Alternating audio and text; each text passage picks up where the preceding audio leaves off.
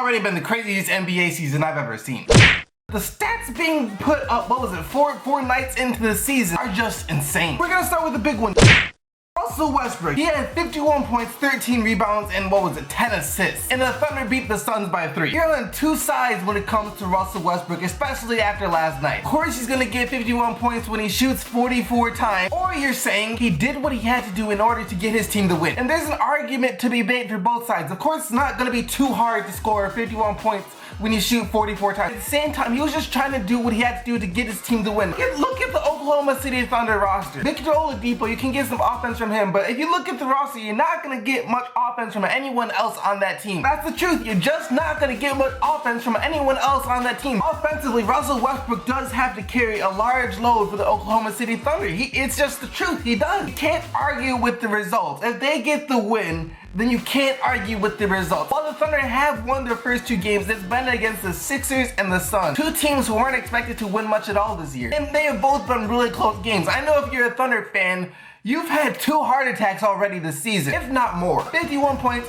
13 rebounds, and 10 assists. Do you know how hard that is to do? He leaves everything on the court. He's not one of the players who talks about leaving everything on the court, but he does say that he does, but he actually backs it up. You can see that he goes out there and he leaves everything on the court. He doesn't care if he goes out there and gets injured. The way he plays, he obviously does not care if he goes out there and gets injured. He's not gonna hold back whatsoever. And you just gotta respect that.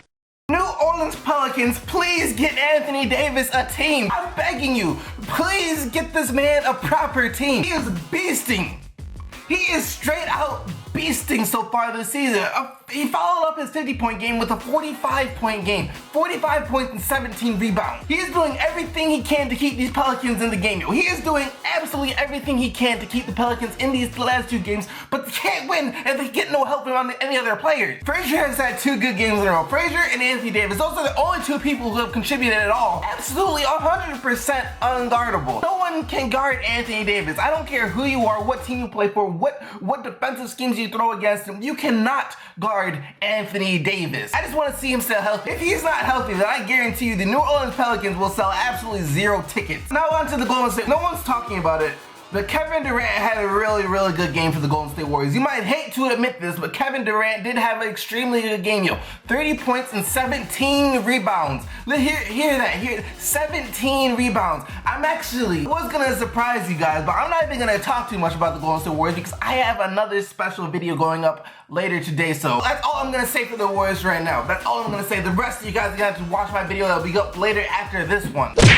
Point guard James Harden does it again. He almost had another triple-double. 26 points, 8 assists, and 7 rebounds. This time the Rockets came out with the W mainly because Trevor Ariza was unconscious from downtown. If you're an opposing team, you just hate to see that happen to you. If you're a Dallas Mavericks fan, I'm sorry. If you're a Mavericks fan, I'm sorry. If you're a Rockets fan, you love seeing that type of stuff. Point guard James Harden does look real. Give the man some props, people. Give the man some absolute props. He is playing the point guard position really nicely. He's finding his teammates. He's still managing to score. Even though in my mind, I still see him as a shooting guard too, but he is playing the point guard position really nicely. Harrison Barnes, looking like he's worth the money. 31 points last night. He had 19 the first game, so he's showing that he is capable of scoring. He can score inside, he can score outside, he can score in any different type of way. He was lost in Golden State, but now it looks like he's found his place in Dallas, and I'm happy for Harrison Barnes.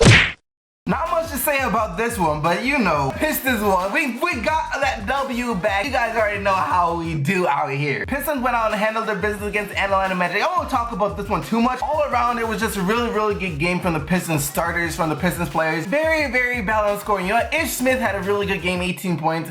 Marcus Morris had another really good game. Tobias Harris had another really good game. Andre Drummond, 20 rebounds in 3 quarters.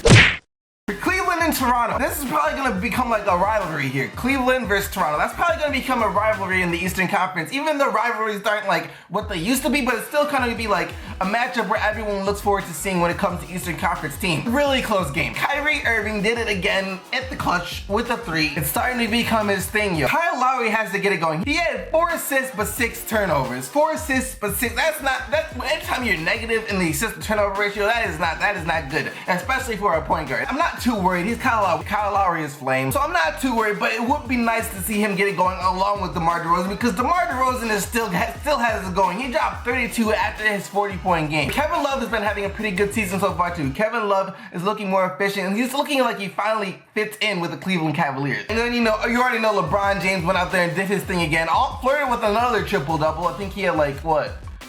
He was like a couple of rebounds and a couple of assists short in each category. So, he was flirting with a triple-double again. The biggest surprise of the night, though, was Brooklyn going out and beating the Indiana Pacers. Jeremy Lin had a terrific game. It looks like he's trying to bring back Linsanity. The Pacers just had a really tough time shooting the ball last night. I'm sure if you're an Indiana Pacers fan, you were just so frustrated watching that game. I know the feels. You're not worried about the Indiana Pacers. They're gonna bounce back. They're a really good team. Every team has a game like this. Other than that, nothing else really happened. The Charlotte Hornets had a nice comeback win over Deion Waiters and the Miami Heat. And the Utah Jazz bounced back and beat the Los Angeles Lakers. That's about it for the day 4 of the NBA season recap. I'll catch you guys back here tomorrow with another NBA recap. So until then, keep giving the Buckets team SDC, and I'm out of here. Peace!